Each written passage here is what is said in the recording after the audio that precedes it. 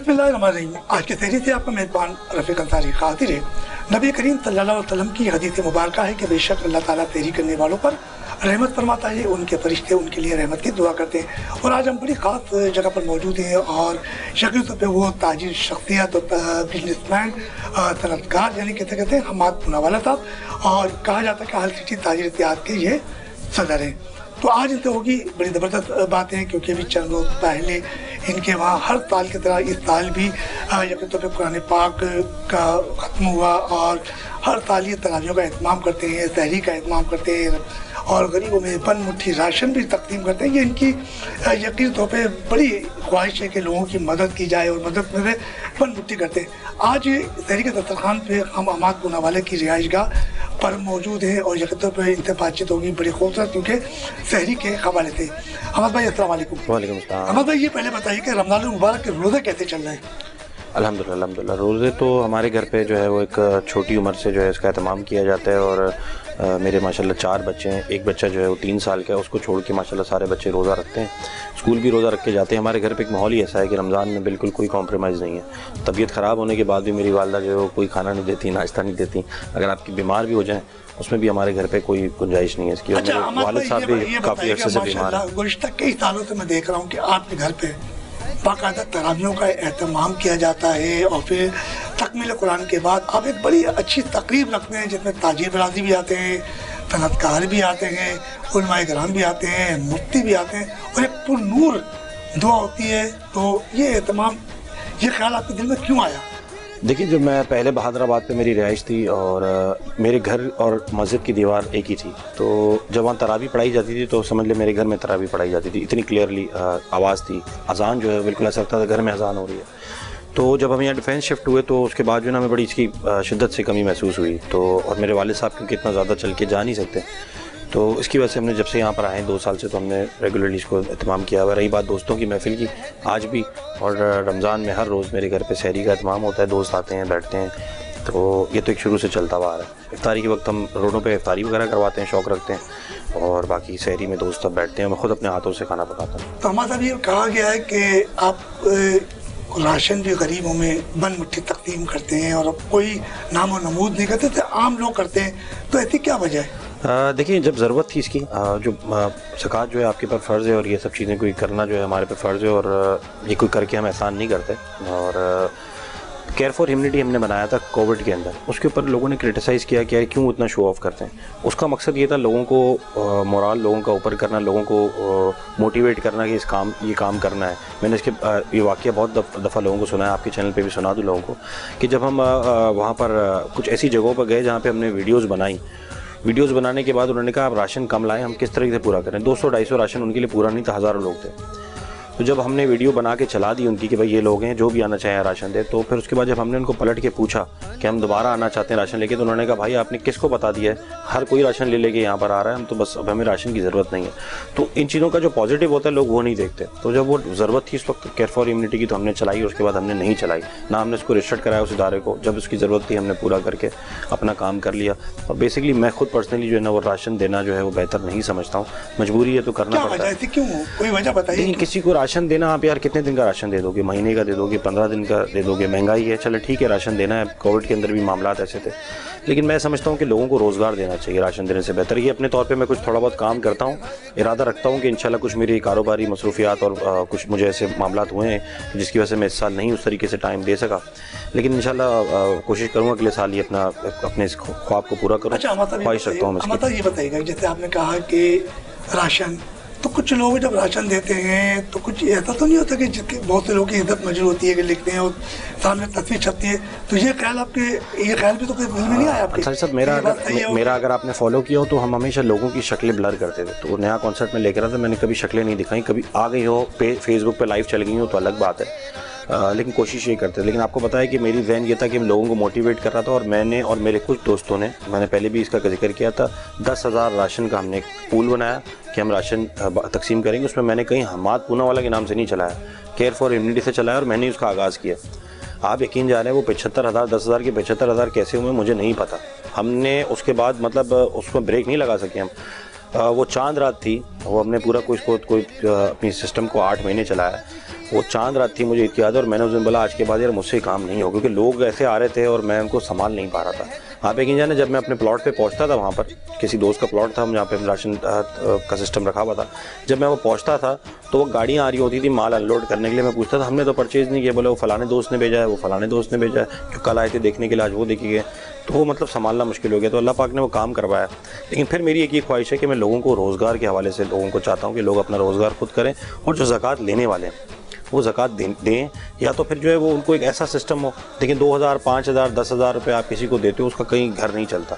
लेकिन जब आप उसको रोज़गार के हवाले से कोई मोटरसाइकिल दे देते हो बाइकिया की नीयत से, कोई रिक्शा दे देते हो, कोई रेडी दिला देते हो, कोई फ्रेंच फ्राइज लगाने की मशीन दिला देते हो, सिलाई की मशीन दिला देते हो, बहुत सारी रोज़गार की अपॉर्चुनिटीज़ हैं जो आप दे सकते हो। आप 10 घरों में राशन देने से बेहतर एक घर में ऐसा सिस्टम कर दें कि वो उसको ज़कात लेनी ना पड़े। मैं समझता हूँ इससे बड़ा कोई अजर नहीं हो सकता। अच्छा अहमद, ये बताइएगा कि तो हम बात कर रहे हैं रमज़ानुल मुबारक के मुक़द्दस महीने की, खत्मुल कुरान भी आपके यहाँ हुआ, तरावी भी पढ़ाई गई, मुफ्ती साहब आए, उन्होंने खिताब भी किया, पुल नूर दुआ भी की गई। ये बताएं कि कभी ऐसा हुआ कि रमज़ानुल मुबारक के मुक़द्दस महीने में आपने अल्लाह के घर पे गए हो, वहाँ रोज़ा खुला हो, अजवा खजूर खाई हो, आप दमदम पिया हो, वहाँ के कोई मंदिर बताएं अगर रमज़ानुल मुबारक में गए हों? देखिए मैं अगर इस मामले में बड़ा लकी इंसान हूँ, और शायद मेरे ऐसा खुश नसीब ताजिर बरादरी में तो शायद ही कोई हो, और शायद ऐसे प्रोटोकॉल शायद ही किसी को मिलता हूँ। मैं शाही मेहमान रह चुका हूँ माशाअल्लाह से। तो मुझे इमाम काबा की तरफ से वहाँ पर गोल्ड प्लेटेड शील्ड भी दी गई थी, और मैं इमाम काबा का मेहमान था वहाँ पर। जी अल्हम्दुलिल्लाह। तो वो मुझसे अल्लाह पाक ने एक ऐसा वो बना दिया। जब आप गए तो किस हवाले शील्ड वगैरह दी गई? मुझे मेरे बताएं हमारे तामीन को। मेरे एक बड़े अच्छे दोस्त थे, और वो उनके कुछ वहाँ पर रिश्तेदार हैं और सब लोग हैं, तो वो वहाँ पर क्योंकि उसका हिस्सा रहते थे शाही मेहमान का, तो मैंने ख्वाहिश जाहिर की कि यार मुझे काश मेरे भी ऐसे नसीब होते। तो उन्होंने मुझे मतलब वो वहाँ पर शाही मेहमान करवाया, और उनके साथ दोस्तों को भी ले गया था। तो जो मुझे अपॉर्चुनिटी मिली, शायद वो किसी को भी ऐसी अपॉर्चुनिटी नहीं मिल सकती। और मैं हर साल रमज़ान में उम्रा करता हूँ। इस साल मैंने अपना टिकट कैंसिल करवाया और इंशाल्लाह हज पे जा रहा हूँ, वरना मैं हर साल रमज़ान में उम्रा वहीं करता हूँ। हर साल तो उम्रा मतलब करते हैं वहाँ पे, तो वहाँ की जो रौनक है, जब इफ्तार होता हो, सहरी होती हो, आप दमदम है, तरावियाँ हैं, शबीला है, तो तमाम मंजर आपकी जो जहन में आता होगा तो कैसा लगता है? उसका तो कोई कंपैरिजन ही नहीं है, उसका तो कोई मतलब उसका कोई, मैं कह रहा हूँ कि मतलब मैं अपने अल्फाजों में बयान ही नहीं कर सकता कि जो उसका मज़ा। देखिए मदीना में भी एक्सपीरियंस रहा रमज़ान का, मक्का में भी रहा, ईद करने का भी एक्सपीरियंस रहा, वहाँ पे दोस्तों के साथ बड़ा एक्सपीरियंस रहा। लेकिन जिस तरीके से वहाँ पर वेल ऑर्गेनाइज जिस तरह से रमज़ान जाता है और जो उसके मज़े आते हैं रमज़ान के, मैं समझता हूँ कि हर किसी को एक दफ़ा ज़रूर रमज़ान जो है वहाँ पर करना चाहिए। अनफॉर्चुनेटली कोविड की वजह से लोग इस साल जाके अब लोगों का जो है रास्ता खोला, वरना आपके सामने 2 साल से लोग तड़प रहे थे। टिकट कराने के बाद भी मैं नहीं जा पाया, बुलावा नहीं था मेरा, लेकिन रमज़ान ज़रूर करना चाहिए एक दफ़ा। मैंने तो ये पूछा कि जब आप अज़ान हो रही है, दमदम रखा हुआ है और अजवा खजूर रखी हुई है, उसका एक अलग मंजर क्या था? वहाँ के रिहायशी मेरे बहुत सारे दोस्त हैं, अच्छा। तो वहाँ पर मैं वहाँ पे बहुत ज़्यादा एंजॉय करता हूँ।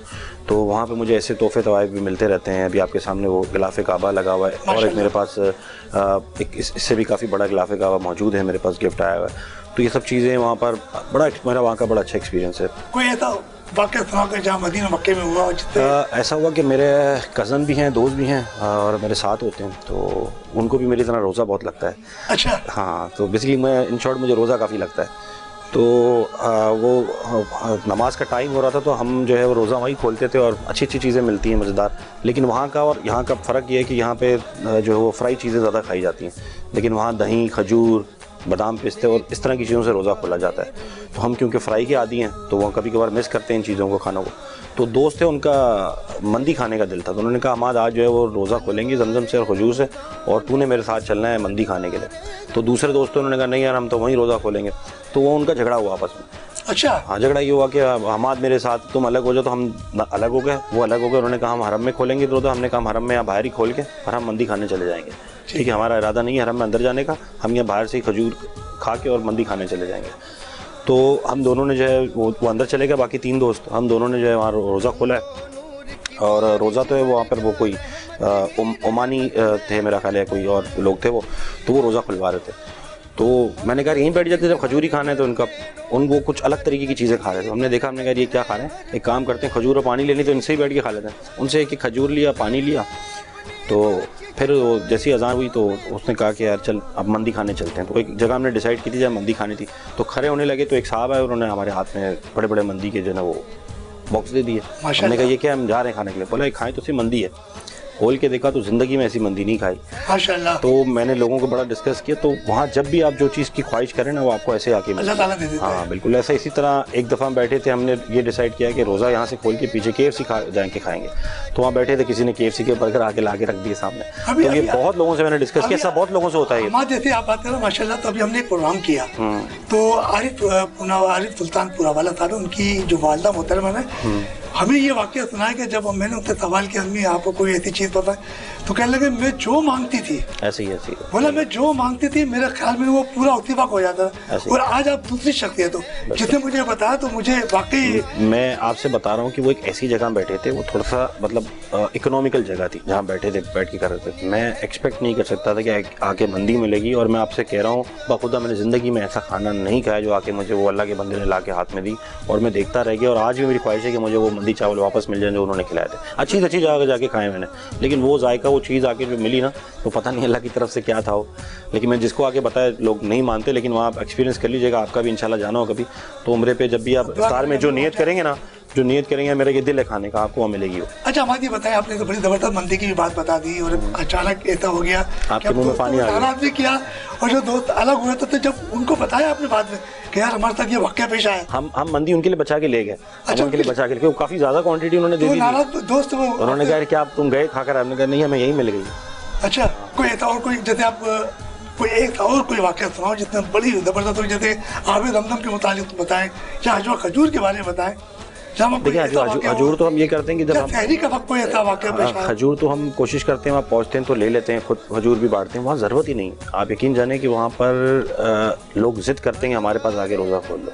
आपके पास इतना ऑप्शन होता है, इतना ऑप्शन होता है कि मतलब बांटने वाले खाने वालों से ज़्यादा होते हैं। तो कोशिश हम भी करते हैं, खजूर वगैरह बांटते हैं, लेकिन वहाँ नीड ही नहीं है। आप यकीन जाने कि मतलब वहाँ पर एक मेला सा लगा हुआ होता है। वो रौनक जो है ना वो आप नहीं डिस्कस कर सकते हो। हर 2 कदम पे कोई बंदा जो है इफ्तारी करवा रहा है, सहरी करवा रहा है। तो वहाँ पर एक कंपटीशन होता है और जो जितनी ज़्यादा जहाँ इज़्ज़त मिलेगी वहाँ जाके बंदा बैठेगा। ऐसा नहीं कि आपने आज इनके पास रोज़ा खोल लिया तो अगली दफ़ा भी आप उनके खोलोगे, आपको मिलेगा ही नहीं दोबारा बंदा, वो कहीं और आप चले जाओगे। इतनी बड़ा माशाल्लाह इतनी बड़ा जगह है वो, तो वहाँ पर मतलब इस चीज़ की कमी है ही नहीं। ऐसी अच्छा, बहुत सारी चीज़ें होती हैं वहाँ पर। हमारे आप माशाल्लाह से रमज़ान मुबारक में मस्जिद नबी भी गए, खाना काबा में आपने जाके उम्रा भी किया, और जिस वक्त आप रोज़े की हालत में एहराम बांध कर और जब उम्रे के साथ चक्कर लगाने थे तपो मरवा गए, उस सूरत के मंजर बताओ, वो सूरत हाल क्या थी? क्योंकि रोज़ा भी है। मैं जो है वो सिगरेट पीने का बहुत ज़्यादा आदी हूँ। तो खैर बात ऐसी है कि मतलब मजाक बन जाएगा, लेकिन करना चाहिए, डिस्कस करना चाहिए। मैं सिगरेट काफ़ी ज़्यादा पीता हूँ, तो वो मेरी आदत थी। सिगरेट की वजह से मुझे बड़ी प्रॉब्लम थी। तो मैं आराम में था तो मेरे साथ दोस्त थे, 4-5 दोस्त होते ही हम साथ में। तो एक दोस्त थे, उन्होंने कहा कि यार वो सिगरेट नहीं पीनी है ज़बा तुमने। तो मैंने कहा मुझे तो बड़ा वो मसला है सिगरेट का, समझ लो आराम में सिगरेट नहीं पीनी है और वो आराम ख़राब हो जाएगा और ये हो जाएगा, दम वाजिब हो जाएगा। अच्छा भाई ठीक है।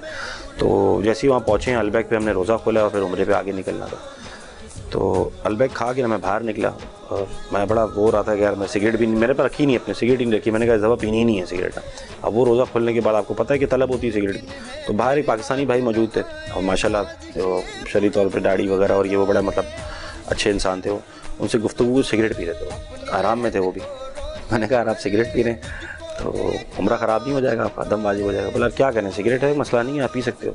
मैंने कहा आप सोच के बता रहे हैं कि सिगरेट पी सकते हैं? बोला बिल्कुल पी सकते हैं। मैंने कहा लाओ यार मुझे भी दे दो एक सिगरेट। अच्छा वहाँ से पूरा कराची से नियत करके आया कि मैंने आराम में नहीं पीनी सिगरेट। वहाँ एक सिगरेट पी तो वो दोस्त आ गया, उसने कहा तूने क्या किया, सारा उम्रा ख़राब कर दिया, तो दम वाजिब हो गया देर पर। मैंने कहा अब दम देना है तो दम दे देंगे यार, लेकिन सिगरेट तो मिल रही है, क्या करें। अच्छा अहमद ये बताइए कि आपने माशाल्लाह मदीने की बात बताई, मक्के की बात बताई, ये बताइए कि कराची में साहब कारोबारी सूरत हाल क्या है?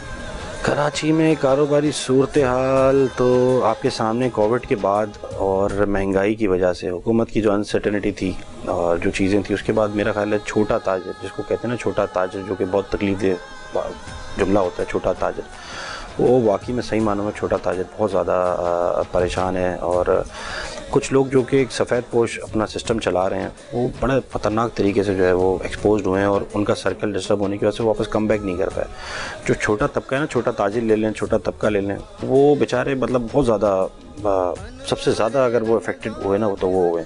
और मिडिल क्लास लोग भी बहुत ज़्यादा अफेक्टेड हुए हैं। देखो छोटा जो बंदा होता है ना, वो कहीं ना कहीं किसी से मांग लेगा, मदद लेगा, उधार ले लेगा, कहीं ना कहीं अपना गुजारा करने की कोशिश कर लेगा। मैं मानता हूँ कि सबसे ज़्यादा मुश्किल में वही है, लेकिन जो मिडिल क्लास होता है ना, सफ़ेद पोश, वो किसी से मांग भी नहीं सकता।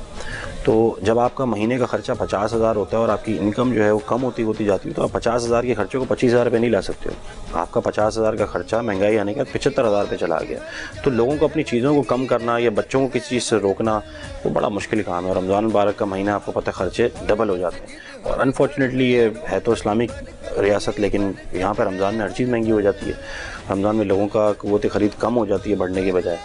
तो मैं यही छोटा सा मैसेज दूंगा आपके पास जो भी लेबर है, स्टाफ है, जितने भी इदारे चलते हैं और जो लोग अच्छा एक सिस्टम चलाते हैं, कोशिश करें रमज़ान में अपने स्टाफ को ये देखते हुए कि आपके अपने घर के खर्चे बढ़ जाते हैं, तो स्टाफ को रमज़ान के शुरू में बोनसेस दे दिया करें या उनके लिए कोई ऐसा सिस्टम कर लें कि उनका भी रमज़ान अच्छा गुजरे, ताकि वो अपने इफ्तार के एहतमाम कर सकें, सहरी का एहतमाम कर सकें, बेहतर तरीके से कर सकें, क्योंकि लोग बहुत से लोग नहीं मांग पाते। अच्छा अहमद, ये बताइए जैसे आपने कहा कि रमज़ान मुबारक का मुक़द्दस महीना आता है, रहमतों और बरकतों का महीना है, तो यकीन तौर पर जब आपने कहा कि मैं पूरा जब रमज़ान होता है तो अपने कारोबार की तरफ मुँह मोड़ के भी नहीं देखता हूँ, कि घर में रोज़े रखता हूँ, आराम करता हूँ, फिर थोड़ा सा मैं गुस्से में आ जाता हूँ, तो इस बारे में बताएं ज़रा।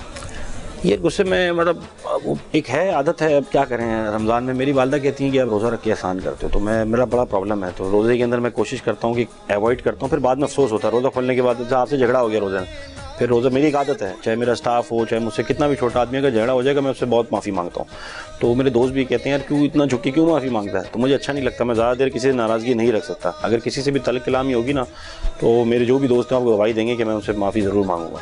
तो फिर मुझे अच्छा नहीं लगता यार, मैं रोज़े के वक्त जो है झगड़ा हो जाए फिर उससे माफ़ी मांगनी पड़ जाए, तो अच्छा नहीं लगता मुझे कि यार किसी का दिल दुखा के और फिर नहीं रह सकते। हमारे साथ अहमद पूनावाला साहब मौजूद हैं और यकीन तौर पर रमज़ान मुबारक का ये मुक़द्दस महीना है और इनके वहाँ भी हाल ही के अंदर आपने देखा खत्म कुरान भी हुआ, यहाँ पर हाफिज़ुल कुरान साहब आए, हाफिज़ साहब आए, उन्होंने बड़ी ज़बरदस्त क़िरात भी की, साथ साथ जो है अल्लामा जो है बशीर फारूक साहब ने दुआ कराई, पुरनूर दुआ, उसके बाद अल्लामा साहब भी आए, तसीम ज़फ़र साहब भी, बड़ी अहम शख्सियत ताजी बिरादरी की एक बड़ी तादाद ने जो है यहाँ ख़त्म कुरान के बाद जो है वो सहरी भी की।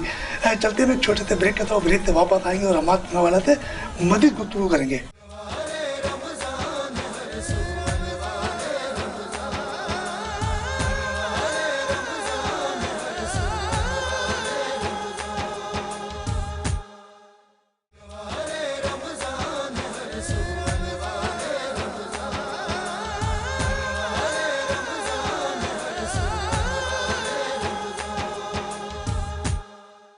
आगे चलते आपका मेज़बान रफ़ीक अंसारी एक बार फिर हाजिर है और ब्रेक पे जाने से पहले हमारी अहमद पूनावाला साहब से बड़ी ज़बरदस्त बातें हो रही थी। उन्होंने मदीने और मक्के की बड़ी खूबसूरत बातें की और मेरा भी दिल चाह रहा है कि ये बातें सुन के दिल चाह रहा है कि मैं अभी मदीने और मक्के की तरफ रवाना हो जाऊँ। इस वक्त हम तहरीक के दस्तरखान पर मौजूद हैं और इनसे बात होगी बड़ी प्यारी से। अहमद भाई ये बताइएगा कि मदीने भी गए, मक्के भी गए, वहाँ की आपने बड़ी ज़बरदस्त बात बताई कि मैंने सिगरेट भी पी, आप एहराम बांधा हुआ था, दम की आपके दोस्तों ने बड़ा कहा कि भाई आपको दम देना पड़ेगा, तो ये तो एक बात थी कि वहाँ की शरई तौर पे आ गई।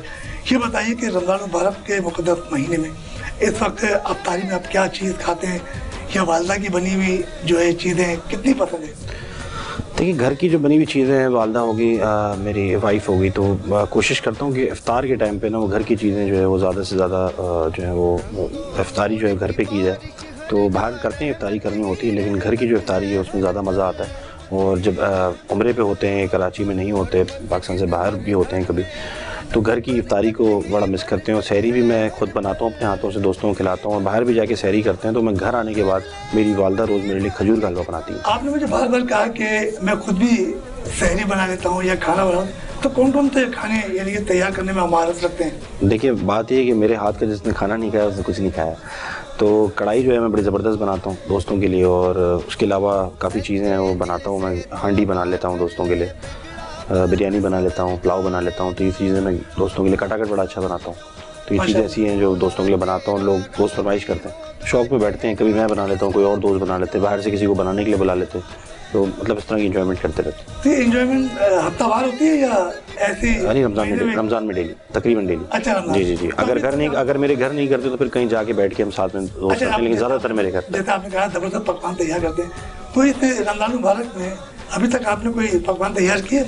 डेली। कल भी बनाई थी कढ़ाई, तो कटाकट बनाया था, कीमा गुर्दा बनाया था, डेली कुछ ना कुछ करते वो तो हैं। आप दोस्तों के लिए बनाया, आपने हमारे लिए कुछ नहीं बनाया। आप बोलें जब अच्छा, हम बोलेंगे तो खाने के लिए तो मैं मतलब हमारे लिए वही नहीं, मैं बता रहा हूँ कि डेली दोस्तों के ना 30-40 दोस्त, अभी आप आधा घंटा रुक जाएं तो आप देखिए मेरे साथ दोस्त आना शुरू हो जाएंगे। अच्छा अहमद, मुझे एक बात अच्छी तरह याद आई कि आप आज ताजिर कि आप जो है आज ताजिर सिटी इत्तेहाद के सदर हैं, और मुझे याद है कि एक फेरी आपने मेरा ख्याल शायद जेल की भी खाई है, शहरी जेल में भी की है। मुझे अच्छी तरह याद है कि शायद कोई आपने लोगों के लिए मदद की है और आपने हिम्मत की और लोगों को जो है एक जो कहते हैं ना मुलाजमिन के लिए आपने जद्दोजहद की और आप खुद जेल के सलाखों के पीछे चले गए, वहाँ भी जाके आपने फेरी की। तो कैसी लगी? देखिए जब कोविड स्टार्ट हुआ ना तो काफ़ी ज़्यादा लोगों को मुश्किलात थी, और जिस तरीके से हमारी गवर्नमेंट कोविड को लेके चल रही थी तो आपको पता है कि वो लॉकडाउन सोल्यूशन नहीं, तो आखिर उन्होंने इस बात को एग्री किया कि कुछ ऐसे लोग जो पैसे देके अपना कारोबार खोल रहे थे या काम चला रहे थे, और कुछ लोग जो कि अमल करना चाह रहे थे वो बेचारे कारोबार बंद करके बैठे। तो एक बहुत लंबा गैप आ गया था, जो कारोबार नहीं खुल रहा था, कोई सोल्यूशन नहीं निकल पा रहे थे, और हम बार बार एक मैकेनिज्म दे रहे थे, लेकिन गवर्नमेंट उस पर अमल करने को तैयार नहीं थी। और सिंध गवर्नमेंट के साथ काफ़ी ज़्यादा इख्तलाफात हो चुके थे, वफाक से हमारी कुछ अंडरस्टैंडिंग्स बन रही थी। जब सिंध गवर्नमेंट के पास जाते थे तो वफाक का नाम लेते थे, वफाक के पास जाते थे तो सिंध गवर्नमेंट का नाम ले रहे थे। तो एक ऐसा आया कि अब कोई भी खड़ा होने को तैयार नहीं था। मैंने दूसरे ताजिरों को देखा, वो जाते थे ऐलान करते थे कि कल हम ये कर देंगे वो कर देंगे, लेकिन वो भाग जाते थे और कोई चीज़ के ऊपर एक्शन नहीं ले पा रहे थे। जब वो मेरी बारी आई तो मुझे काफ़ी दोस्त मेरे जो हमारे मेम्बरान हैं और मुख्तलिफ मार्केटों से लोग कह रहे थे हमारे भाई आप कब खड़े होंगे। तो मैंने कहा जिस दिन मैं कॉल करूँगा मैं इंशाल्लाह पीछे नहीं होऊंगा। तो जिस दिन मैंने कॉल की कि भाई हम अब कारोबार खोलने जा रहे हैं, और सीएम से बात नहीं बन पाई, नाराज़गी हुई, हमारी मीटिंग हुई, उसके बाद वफाक से हमारी मुलाकात हुई, उन्होंने हमसे प्रॉमिस किया, वो पूरा नहीं कर पाए। तो हमने एक प्रेस कॉन्फ्रेंस की और हमने कहा कि हम कल अपना कारोबार खोल देंगे। तो उसके बाद हमारे मुफ्ती हजरात से और मुफ्ती मुनीब रहमान से हमारी प्रेस कॉन्फ्रेंस हुई, हाफिज़ नईम रहमान के साथ प्रेस कॉन्फ्रेंस हुई। वो सुबह से हमारा चल रहा था और उस दिन मेरा प्रोग्राम था कि मैंने दोपहर में कारोबार खोल देना है अपना। उस दिन 2 बजे का टाइम था और मुझे तरह तरह की जगहों से थ्रेट आई, फ़ोन आए कि यार आपने कारोबार नहीं खोलना, आप खोलोगे तो प्रॉब्लम आएगा, अगर आप खोलोगे तो आप सिंध गवर्नमेंट के अगेंस्ट हो जाओगे। मैंने कहा मैं सिंध गवर्नमेंट को नहीं जानता, मैं वफाक को नहीं जानता, मैं अपने ताजिरों को जानता हूँ कि लोग परेशान हैं। हम वहाँ पे मैकेनिज़्म करके दिखाएंगे, बताएंगे किस तरीके से हम SOPs को फॉलो करते हुए कारोबार खोल सकते हैं। बेसिकली मैंने कारोबार भी खोलना था और उनको बताना था कि SOPs के साथ किस तरीके से दुकानदार काम खोल सकते हैं। तो वो 2 बजे का टाइम था, काफ़ी मीडिया भी वहाँ पर आ गया, सब कुछ आया। मुझे उस वक्त भी कॉल्स आई कि हम आपको गिरफ्तार कर लेंगे, आप वायलेशन करेंगे, गिरफ्तार करेंगे। मैंने कहा अगर यही मेरे नसीब में लिखा है, मुझे पता था कि मैं गिरफ्तार हो जाऊँ। मैंने कहा ठीक है ये मेरे नसीब, मैं अपनी बात वापस नहीं लूँगा, क्योंकि वो एक मजाक बन गया था। आपने देखा कि ताजिरों का जिस तरीके से मजाक बनवाया ताजिरों ने कि बार बार कॉल देते थे, भाग जाते, एक हाइप लेते थे मीडिया पे, अगले दिन वो भाग जाते थे। तो मैंने कहा मैं वापसी नहीं होऊंगा। तो मुझे बहुत सारे लोगों ने कहा, साफ़ी ने कहा, मुझे जानते थे साफ़ी जितने भी थे, आप भी मौजूद थे मेरा ख्याल है वहाँ पर। तो उन्होंने कहा रहमान भाई क्या वाकई आप कारोबार खोल देंगे, दुकानें खोल देंगे? मैंने बिल्कुल मैं पीछे नहीं होऊंगा। और मैंने अपनी मार्केट में स्टार्ट लिया और मैंने कॉल की कि भाई खोलो दुकानें SOPs पे। पहले मैंने अपनी शॉप पे दिखाई SOPs। लोग क्या करते हैं जो लीडरान है वो दूसरों को बली का बकरा बनाते, लेंगे मैंने अपने ऑफिस में अपनी मार्केट को पहले जो है वो बनाया।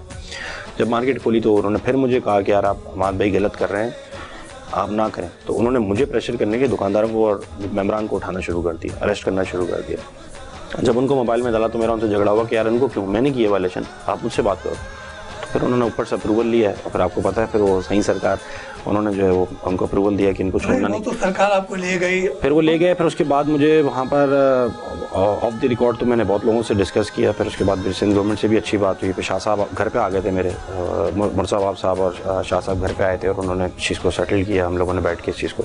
जेल में जाके वहाँ की रोटी कैसे लगी, चाहे वो 1 दिन की थी या 2 दिन की, तो वहाँ पे हमने क्या देखा? देखिए पहले तो आदतें इस तरह की क्या मुश्किल हुआ, पहले दिन लॉकअप भी मुश्किल हुआ मेरे लिए, और फिर जब जेल गए तो उन्होंने इतनी ज़्यादा कॉम्प्लिकेशन रखी जेल के अंदर कि किसी को बताता हूँ कोई यकीन नहीं करता। पानी तक हमारे लिए जो है वो मुश्किल कर दिया। तो बहुत ज़्यादा डिफ़िकल्टीज़ की कि वो ये हिम्मत टूट जाएंगी। तो वहाँ गए तो सबसे पहले जब एंट्री मारी कि वहाँ कुछ बैरिक्स में TV वगैरह लगे होते हैं, फैसिलिटीज़ होती हैं कुछ लोगों के पास। तो वो वहाँ एंट्री मारी तो वहाँ पहले ये न्यूज़ पहुँच चुकी थी। तो बड़ा अच्छा वहाँ पे वेलकम हुआ, जेलर ने बड़ा अच्छा वेलकम किया। यार ये तो वही ताजिर रहनुमा है जो ताजिरों के लिए जेल, क्योंकि लोगों के लिए हम जो हमने काम किया उस वक्त लोगों की बड़ी नीड थी कि कोई ऐसा बंदा है आगे बढ़ के आके कारोबार खुलवाए, क्योंकि लोग बड़ा परेशान थे। तो बड़ी काफ़ी ज़्यादा उसके अंदर अल्लाह पाक ने इज़्ज़त दी उस काम के अंदर, क्योंकि वो अच्छी चीज़ के लिए, अच्छे कॉज के लिए जेल गया और कोई ऐसे खुदा ना कैसे कोई क्रिमिनल एक्ट करके नहीं गया। और मैं आपको बताऊं कि मतलब बड़े लोग क्रिमिनल लोग होते हैं, बड़ी चीज़ें होती हैं, लेकिन उनको उनके ऊपर बेलेबल ऑफेंस होते हैं, लेकिन उन्होंने एक ऐसी दफ़ा लगाई जिसके ऊपर बेल नहीं थी मेरी। तो जेल कस्टडी हुई मेरी। जेल कस्टडी होने के बाद 3 दिन मैं जो है वो जेल में रहा और उसके बाद 15 दिन का उन्होंने रिमांड दिया था मेरा। लेकिन वो तीसरे दिन जो है वो मेरे लॉयर थे, वो माशाल्लाह बड़े नामवर लॉयर है, उन्होंने तीसरे दिन उन्होंने का महीना था ना जी रमज़ान पहला रोज़ा मेरा जेल में था, पहला रोज़ा जेल में था, सहरी भी मैं नहीं खाता था, मैं इसलिए नहीं खाता था कि वो वॉशरूम्स और वो उस तरीके से माहौल। जी बिल्कुल रोज़ा रखा, मैंने रखा, मेरे तमाम साथियों ने रोज़ा रखा, 1-2 साथी बीमार थे वो नहीं रख पाए, 9 साथी थे हमारे टोटल जो मेरे साथ थे। पहले तो हम सब अलग अलग बैरिक में थे, फिर जो है वो आखिरी दिन में हम जो है वो एक बैरिक में आ गए थे, तो उन सब ने हमने रोज़ा रखा और एक या 2 साथी रोज़ा भी रखा, लेकिन तो चले रोज़ा रखा को तहरीक की होगी या वहाँ जेल में और इफ्तारी मैंने पहली इफ्तारी जो है वो घर पे की और सहरी जो मेरी जेल में हुई। तहरी जेल में? हाँ, इफ्तारी का मौका नहीं मिला जेल में। तो मतलब तहरी में वहाँ क्या देगा, आपके घर से पहुँचा था या वहाँ? नहीं, मेरे घर से, हमारे घर से सब चीज़ें पाबंदी थी हमारे ऊपर, हमारे पाबंदी क्योंकि नाराज़गी गवर्नमेंट के साथ थी और सिंध गवर्नमेंट पर्सनली हो गई। तो फिर वहाँ तहरी के लिए आपका इत्माम कैसा हुआ, किसने किया वहाँ पर? वो जो लोगों को मिलता है, नॉर्मल लोगों को वही चीज़ें मिली। तो मतलब देखिए वो वहाँ की उसके अंदर जो लूप होल्स थे ना जेल के अंदर, अल्लाह पाक ने फिर ये भी करवाया कि मैंने जेल में देखा कि जो चीज़ें वहाँ पर कमी थी वो मैंने अल्हम्दुलिल्लाह जाके फिर जेल में पूरी की और डेली बेसिस जेल से आने के बाद जेल में जो चीज़ें लूप होल्स थे वो अल्लाह पाक ने सारे काम मुझसे करवाया वहाँ पर जो चीज़ें नहीं थी। जी अल्हम्दुलिल्लाह वहाँ के जेल का एक मेरा वो जेल का मैंने एक पैकेज बना लिया था। वहाँ पर कपड़े धोने के साबुन मौजूद नहीं थे, लोगों की नमाज नहीं होती थी और नहाने के साबुन मौजूद नहीं थे वहाँ पर, और पूरे किट बैग मैंने बनवाया था उनके लिए, वो था। फिर वहाँ खाना बेचते थे हम सहरी के लिए और इफ्तारी के लिए चीज़ें बेचते थे, तो सिलसिला चलता रहा वहाँ पर। अच्छा, वहाँ लोग बड़ा परेशानी। हमने बात कर ली जेल में आपने सहरी भी कर लिया। मैंने सुना है कि आप उम्मन जो है बचपन में बड़े शरारती थे और आपकी वालदा साहिबा तो आपको बड़ा मारा करती थी। मैंने अपने आपके दोस्तों से सुना कि हमारे बड़े जो है बचपन में लड़कपन में बड़े शरारती थे। अभी भी शरारती हैं। तो वालदा और वालिद आपको डांटते नहीं है? हाँ, बहुत डांट पड़ती है। वो खुद नसीब होते हैं जिनके माँ बाप उनको डांटते हैं, तो मैं उन लोगों में से हूँ कि अभी भी अपने वालिदैन की जो है वो इतनी हमारे में ताकत नहीं कि अपने वालिदैन से जो है ना आगे से ऊंची आवाज़ में बात कर सकें। ये कि अभी भी जो है वो चलता रहता है घर के अंदर। मैं भी, मेरे बच्चे भी, हम अभी भी ऐसी शरारत करते हैं। जैसे बताइए कि क्या आपका जो बचपन था या लड़कपन था तो आपने कितने रोज़े तोड़े? नहीं, वो कभी ऐसा हुआ नहीं। वो मैं आपको बता रहा हूँ कि एक एज आई, टीन एज के बाद जब वो स्मोकिंग की आदत हुई तो चेन स्मोकर बन के, तो उसके बाद जो है ना रोज़ा बहुत मुश्किल लगने लग गया। तो मैं जो लोग भी सिगरेट की नौजवानों को मैसेज दूंगा, जो लोग सिगरेट की आदत डालना चाहते हैं, शौकिया स्टार्ट करते हैं, तो मैं समझता हूँ कि ये एक जहर है जो आप अपने साथ लेके चल रहे हैं। आपके लिए रोज़ा रखना मुश्किल है, आपके जहन के लिए अच्छा नहीं है, बहुत बड़ा नुकसान है। आप मेंटली तौर पे और हेल्थ आपकी जो है ना बहुत ज़्यादा इसमें डिस्टर्ब होती है। लोग शौकिया इसकी आदत डालते हैं और उसके बाद ये इतना मुश्किल हो जाता है कि मैं खुद इससे भुगतता हूँ, मुझे पता है कि कितना मुश्किल है। हमें ये बताइएगा कि सहरी का वक्त है, इफ्तार यहाँ हमारे पास ज़बरदस्त बिरयानी रखी है, तो क्या ये आपने अपने हाथ से बनाई है या घर से बनाई है? नहीं, ये मेरे एक दोस्त ने भेजी आज। अच्छा, ये बताइए चलते चलते हमारे प्रोग्राम का वक्त खत्म हो रहा है, ये बताएं कि जब आपकी रोज़ा कुशाई हुई, आपके गले में हार थे, तो पहला रोज़ा था, तो वो पहले रोज़े का मज़ा क्या था, कुछ बताएं। मैं बहुत छोटा था, मेरे घर वाले बताते हैं, मुझे इतना याद नहीं है। वो मेरा ख्याल है मैं 4 साल का भी, पूरा 4 साल का भी नहीं था, तो उस पर रोज़ा जी और अल्हम्दुलिल्लाह मेरे बच्चों ने भी अपना 4 साल की उम्र में रोज़ा खुशाई हुई, मेरे सब बच्चों की। तो जब आपने हार पहने होंगे उस वक्त का इतना 4 साल का याद नहीं है, भी मिले होंगे याद तो याद नहीं है। खानदान वालों ने आपको साथ में हार पहनाए तो फिर वो लिफाफे भी दिए होंगे। तो बहुत छोटी एज थी तो उस वक्त इतना याद नहीं। अच्छा, अब आप रमज़ान मुबारक के हवाले से क्या पैगाम देना चाह रहे हैं हमारे? देखिए, रमज़ान मुबारक पे यही पैगाम दूंगा कि एक बहुत बड़ा महीना है और बाबरकत महीना है, और हमने इसकी जो जितने भी एक बिजनेसमैन के हैसियत से मैं कहूँगा कि बिजनेसमैन जब भी कहीं किस जगह पे इन्वेस्ट करता है तो कोशिश करता है कि उसको ज़्यादा से ज़्यादा फ़ायदा हो। तो रमज़ान मुबारक एक बिज़नेसमैन के लिए बड़ा इंपॉर्टेंट महीना है कि आप इसमें जो भी नेकी का काम करोगे तो आपको ज़्यादा मिलेगा। एक मेमन कम्युनिटी से और एक बिज़नेस कम्युनिटी के तौर पे अगर मैं एक कारोबारी बात करूं तो आप जो भी नेकी करोगे तो आपको उसका 10 गुना ज़्यादा फ़ायदा मिलेगा। तो मैं समझता हूँ कि इन्वेस्ट करना चाहिए इसके अंदर, ज़्यादा से ज़्यादा नेकी का काम करना चाहिए, आपको ज़्यादा से ज़्यादा इसमें सवाब मिलेगा। इस वक्त सहरी के दस्तरखान पर मौजूद है और यकीन तौर पर कहा जाता है कि नबी करीम सल्लल्लाहु अलैहि वसल्लम की हदीस मुबारक है कि बेशक अल्लाह ताला सहरी करने वालों पर रहमत फरमाता है और इनके फरिश्ते इनके लिए रहमत की दुआ करते हैं। तो सहरी का वक्त हो चुका है और ज़बरदस्त सहरी के दस्तरखान पर यहाँ बिरयानी रखी हुई है क्योंकि हम्माद भाई ने बड़ी सादगी के साथ आज सहरी का एहतमाम किया। हमारे प्रोग्राम का वक्त खत्म होता है, हमें इजाज़त दीजिए आज की सहरी से। अल्लाह हाफ़िज़।